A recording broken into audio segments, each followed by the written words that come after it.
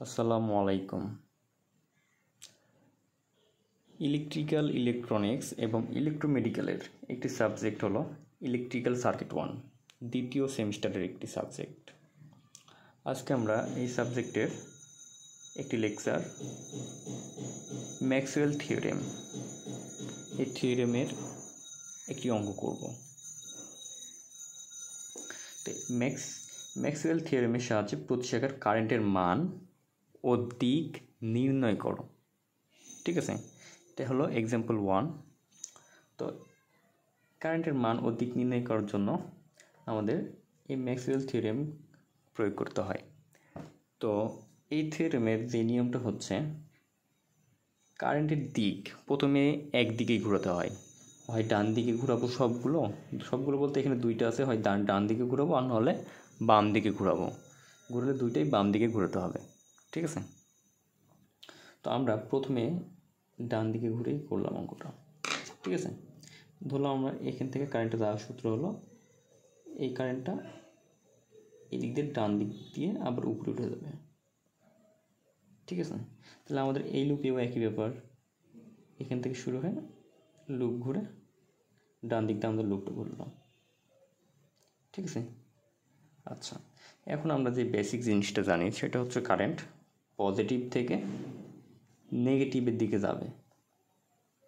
ঠিক আছে, তো এখানে আমরা দেখি কারেন্টটা আমাদের এইখান থেকে যাত্রা শুরু হলো, অর্থাৎ তাহলে পরে এই বিন্দুটা আমাদের পজিটিভ ছিল, এটা আমাদের পজিটিভ, এটা আমাদের তাহলে নেগেটিভ।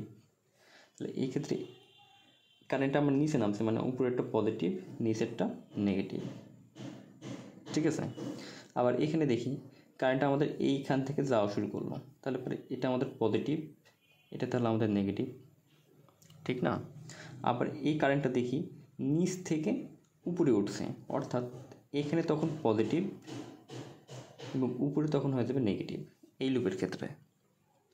ঠিক আছে,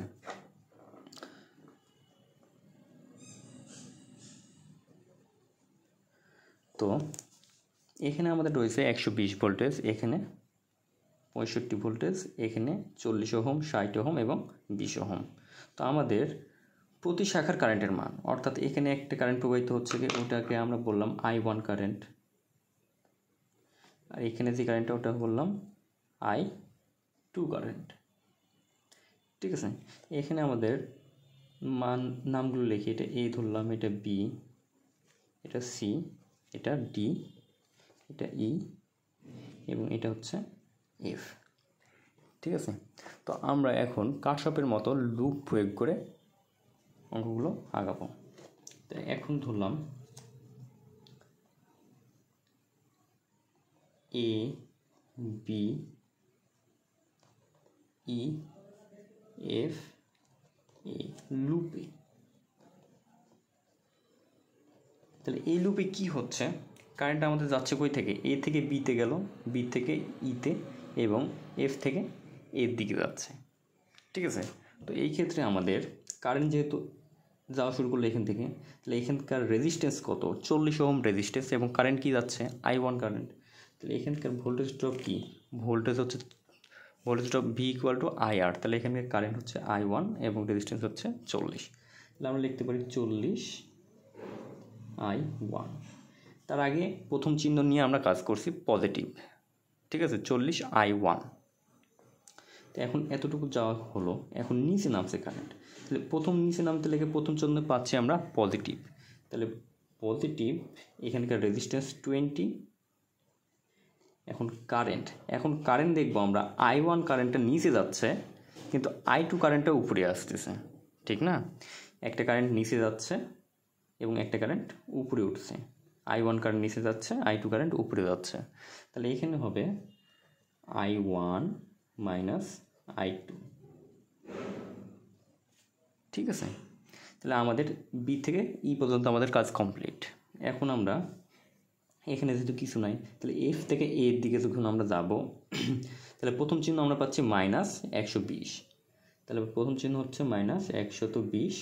তাহলে আমাদের লুপ কমপ্লিট =0 হয়ে গেল।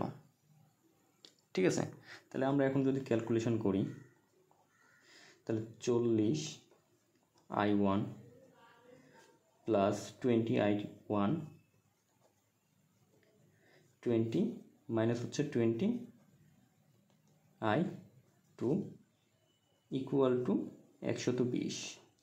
এখন 20 সাথে মাইনাস i2 গুণ করলে মাইনাস 20i2 হচ্ছে, এবং মাইনাস 20 ওপাশে ইকুয়ালের ওপাশে গেলে প্লাস 20 হয়ে যাচ্ছে। এটা আমাদের 1 নম্বর সমীকরণ। ঠিক আছে, এখন আমরা এই পাশের লুপ নিয়ে কাজ করব, অর্থাৎ B C D F B লুপে। তো এই লুপে কি হচ্ছে, কারেন্ট আমাদের যাত্রা শুরু করলো কই থেকে, বি থেকে সি এর দিকে যাত্রা করতেছে। তাহলে পরে বি বিন্দুতে আমাদের কি আছে, পজিটিভ চিহ্ন আছে। তাহলে পরে পজিটিভ, এখানকার রেজিস্ট্যান্স হচ্ছে 60, কারেন্ট হচ্ছে i2 কারেন্ট। ঠিক আছে, রেজিস্ট্যান্স 60 এবং কারেন্ট যেটা যাচ্ছে সেটা হচ্ছে i2 কারেন্ট। এখন বি থেকে সি পর্যন্ত আমার গেল, তারপর সি থেকে আমাদের ডি এর দিকে যাবে। তো এখানে প্রথম চিহ্ন আমরা কি পজিটিভ পাচ্ছি, তাহলে পজিটিভ 65 ভোল্টেজ। তারপরে এখন ডি থেকে ই দিকে গেল, এখন ই থেকে বি এর দিকে যাবে। তাহলে প্রথম চিহ্ন আমরা কি পাচ্ছি, এখন এই লুপ নিয়ে করছি, তাহলে প্রথম চিহ্ন আমাদের পাচ্ছি পজিটিভ। তাহলে পজিটিভ, এখানকার রেজিস্ট্যান্স হচ্ছে 20 এবং কারেন্ট আমাদের i2 কারেন্ট উপরে উঠতেছে, তাহলে i2 কারেন্ট আমরা এবার আগে নিব, এবং i1 কারেন্ট নিচে নামছে, এই জন্য i1 কারেন্ট মাইনাস দিয়ে নিচে পরে লিখব, মাইনাস i1। এখন আমাদের লুপ কমপ্লিট, ইকুয়াল টু 0 লিখতে পারি। তাহলে পরে এর পরের লাইনটা হচ্ছে, এখন যদি ক্যালকুলেট করি তাহলে 60 i2 plus 65 plus 20i2 minus 20i1 equal to 0। ঠিক আছে, 20 শুধু গুণ করে দিলাম, 20 সাথে i2 গুণ করলে 20i2, 20 সাথে মাইনাস i1 গুণ করলে মাইনাস 20i1। এর পরবর্তী লাইনে আমরা i1 এর মানটা আগে লিখব। তাহলে i1 এর মান হচ্ছে মাইনাস 20i1, আর এরপরে লিখবো i2 এর মান। তাহলে পরে 20 আর হলো 60, তাহলে পরে হয়ে যাচ্ছে প্লাস 80i2 ইকুয়াল টু এই 65 যেটা আছে আমাদের পজিটিভ, ও পাশে আমরা পাঠিয়ে দেব, মাইনাস 65 হয়ে গেল। এটা আমাদের 2 নম্বর সমীকরণ। এখন এই 1 নম্বর সমীকরণ এবং এই 2 নম্বর সমীকরণটা আমরা ক্যালকুলেটরে প্রয়োগ করব, তাহলে আমাদের i1 এবং i2 এর মানটা চলে আসবে। ক্যালকুলেটর নিলাম, আমাদের এই মোডে থাকবে। ঠিক আছে, তো এই মোড থেকে আমরা ইকুয়েশন মোডে নেওয়ার জন্য মোড চাপ দিব, তারপর দেখবো এখানে 5-এ আছে ইকুয়েশন। ঠিক আছে, 5 নম্বরে আছে আমাদের ইকুয়েশন, তাহলে 5-এ চাপ দিলাম। এখন ইকুয়েশনের সাথে আমাদের মিলাবো যে, এখানে ছোট্ট একটা ক্যালকুলেশন ছিল, সেটা হচ্ছে 40i1 এবং 20i1, তাহলে আমাদের হয়ে যাচ্ছে কত, 60i1 minus 20i2 equal to হচ্ছে 120। ঠিক আছে, এটা আমাদের 1 নম্বর সমীকরণ। এখন আমরা এই 1 নম্বর সমীকরণের সাথে মিলাবো, দেখি এই 1-এর সাথে মিলালে পরে আমাদের 2টা আননোন মান থাকবে এবং ইকুয়ালের অবশ্যই একটা মান থাকবে, তাহলে 1 নম্বরের সাথে আমাদের মিলতেছে। তো এখানে আমাদের এই 2টা সমীকরণের মান ইনপুট করব, 2টা আননোন ভ্যালু যেহেতু। তাহলে পরে এর জায়গাতে i1 এর সাথে যেটা গুণ অবস্থায় থাকবে সেটা লিখব, বি এর জায়গাতে i2 এর সাথে যেটা গুণ অবস্থায় থাকবে সেটা লিখব, এবং ইকুয়ালের অবশ্যই যেটা লিখবো ওটা হলো সি। তো এখানে হচ্ছে i1 এর সাথে গুণ অবস্থায় রয়েছে 60, i2 এর সাথে গুণ অবস্থায় রয়েছে মাইনাস 20, ইকুয়ালের ওপাশে রয়েছে 120। এখন ইকুয়েশন 2-এ i1 এর জায়গার সাথে গুণ রয়েছে মাইনাস 20, চাপে ইকুয়াল চাপ দেব, i2 এর সাথে রয়েছে 80 এবং ইকুয়ালের ওপাশে রয়েছে মাইনাস 65, ইকুয়াল চাপ দেবো আমরা। তাহলে এখানে আমাদের প্রথম যে মানটা বের হবে সেটা হচ্ছে i1 এর মান। i1 এর মান পেলাম আমরা 1.886 অ্যাম্পিয়ার। ঠিক আছে, I2 এর মান পেলাম আমরা, আবার এখানে ইকুয়াল চাপ দেব, তাহলে I2 এর মানটা পেলাম -0.34 অ্যাম্পিয়ার। ঠিক আছে, তাহলে I1 I2 এর মান আমরা পাইলাম। তাহলে I2 এর মানটা দেখতেছি -0.34 অ্যাম্পিয়ার, অর্থাৎ আমাদের I2 কারেন্টের মান দিকটা ধরেছি আমরা এদিকে, কিন্তু মানে আসলে আমাদের I2 কারেন্টটা হবে এদিকে নামতেছে।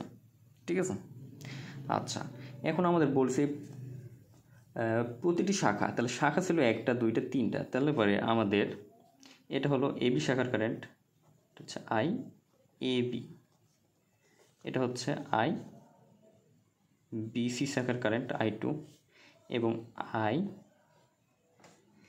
বিই। ঠিক আছে, আই বিই শাখার কারেন্ট। এখন আই বিই শাখা মানে বি থেকে ই এর দিকে যে শাখাটা যাচ্ছে, তাহলে I1 কারেন্ট নিচে যাচ্ছে, তাহলে I1 কারেন্ট হচ্ছে নিচে যাচ্ছে আর I2 কারেন্ট উপরে উঠতেছে, তাহলে -I2।